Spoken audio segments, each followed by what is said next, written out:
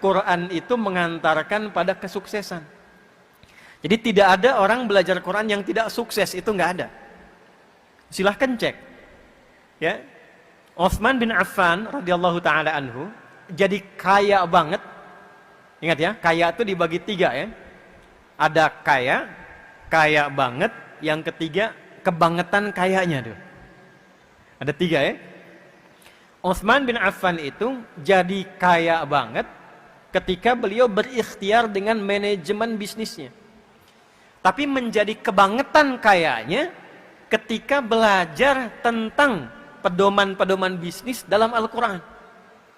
Itu yang nanti dituangkan oleh Al-Imam Al-Bukhari. Dari 97 topik, ada 1 topik tentang bab bisnis, Kitabul Buyu' namanya.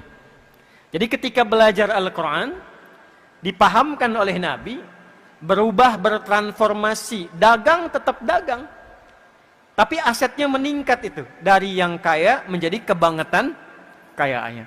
Saking kebangetan kayanya, itu asetnya sekarang masih ada, dan dialihfungsikan menjadi hotel. Jadi kalau Anda, ya nanti insya Allah punya rezeki, ya umrah, mudah-mudahan yang belum disegerakan ya. Nah, tidak cukup dengan amin, nabung tuh, ya. Nabung. Itu kalau sampai Madinah, biasanya kita belok dulu dari belakang. Sekarang ada hotel, warnanya itu krem, ya, tinggi bangunannya. Itu dituliskan jelas wakaf Utsman bin Affan radhiyallahu taala anhu. Wakafnya Sayyidina Utsman bin Affan. Sampai sekarang masih ada. Abdurrahman bin Auf itu dari yang tadinya kaya masuk Islam, kemudian maaf sekali, ya, diambil semua, dirampas kekayaannya oleh orang-orang Quraisy pada masa itu. Lalu dibiarkan beliau untuk hijrah. Sengaja tidak dieksekusi untuk menunjukkan pesan, ini kalau masuk Islam resikonya begini. Kehilangan harta, kehilangan bahkan semua yang melekat di tubuh, mesti jalan lebih dari 400 kilo, belum tentu selamat. Tapi konsisten dengan hijrahnya, belajar kemudian secara profesional dengan Nabi, dibimbing oleh Rasulullah, setelah belajar dari Al-Quran, itu melahirkan transformasi kekayaan. Saya pernah hitung waktu kajian ilmiah untuk mendapatkan honoris causa itu. Jadi diminta membuat tulisan ilmiah, diuji oleh hampir 15 profesor. Yang saya uji itu transformasi sahabat ketika belajar dari isi Al-Quran.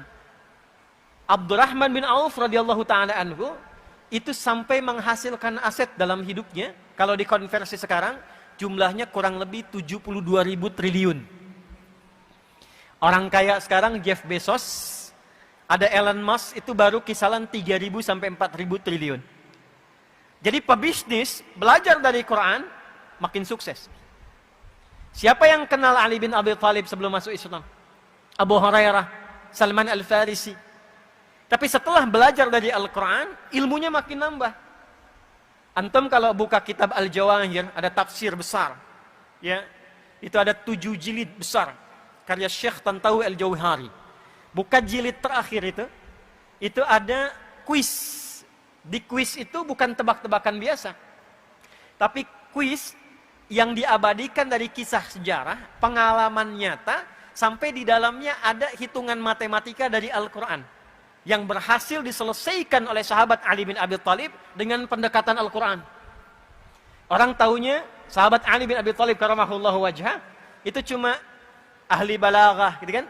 Padahal beliau tuh ahli Quran, ahli tafsir, ahli balaghah, ahli matematika. Suami istri satu kali mengadu kepada beliau, "Ya Amirul Mukminin," kata suaminya, "tolong hukum rajam istri saya." Kenapa? Karena dia berzina. Kamu menyaksikan? Tidak. Ada saksi? Tidak. Tahu dari mana zina? Masa kami nikah, ini hamil baru 6 bulan sudah mau lahiran. 6 bulan sudah lahiran. Ditanya pada istrinya, apakah engkau berzina? Tidak ya Amirul Mukminin. Yakin? Yakin. Mau sumpah? Iya. Kata Ali bin Abi Thalib radhiyallahu ta'ala anhu, sadaqat hiya. Benar istrimu, dia nggak bohong. Tapi kan baru 6 bulan ya Amirul Mukminin. Apa kata Ali bin Abi Thalib? Alam tasma' qaulallahi ta'ala, apakah engkau tidak menyimak firman Allah Subhanahu wa ta'ala? Maka dibacakan Quran surah Al-Ahqaf di ayat ke-15. Wa wassaynal insana biwalidayhi ihsana sampai ke kalimat wa hamluhu wa fisaluhu 30 syahra. Mengandung dan menyapih, mengandung dan menyapih 30 bulan. Dan tidakkah engkau menyimak firman Allah di Quran surah Luqman surah 31 ayat 14 dibuka dengan kalimat yang sama. Wa wassaynal insana biwalidayhi ihsana hamalathu ummuhu wahnan 'ala wahn wa fisaluhu fi 'amain. Kan di surat Luqman menyapih, memberikan ASI sampai disapih, amain, 2 tahun. Bukankah 2 tahun itu 24 bulan? Di surah Al-Ahqaf ayat 15, mengandung dan menyapih itu 30 bulan. Kalau 30 bulan kurangi 24 bulan berapa? 6 bulan ya Amiral Mukminin. Itulah yang dimaksud kelahiran prematur kata Ali bin Abi Thalib. Jadi ngaji Quran itu bikin pintar. Nggak ada orang yang ngaji Quran yang nggak pintar, itu nggak ada. Riset terbaru di London. Tahu London? Tuh lampu merah sonoan dikit tuh. Riset terbaru di London, itu dokter yang temukan. Menyimpulkan orang yang ahli Quran, belajar Qurannya benar, apalagi hafal Quran dengan benar, itu kecerdasannya meningkat 3 kali lipat dibanding orang biasa. Risetnya sederhana. Karena Quran itu ada 52.000 kosakata, orang yang terus-terusan melatih memorinya dengan mengulang-ulang 52.000 kosakata, maka akan memudahkan dirinya untuk memahami apapun yang ia ingin pelajari. Riset membuktikan kalau ingin menguasai bahasa, hafalkan 3.000 aja kosakatanya. Anda ingin bahasa Inggris dikuasai, hafalkan 3.000 kosakata, itu sudah bisa berbicara dengan lancar. 3.000. Ini 52.000.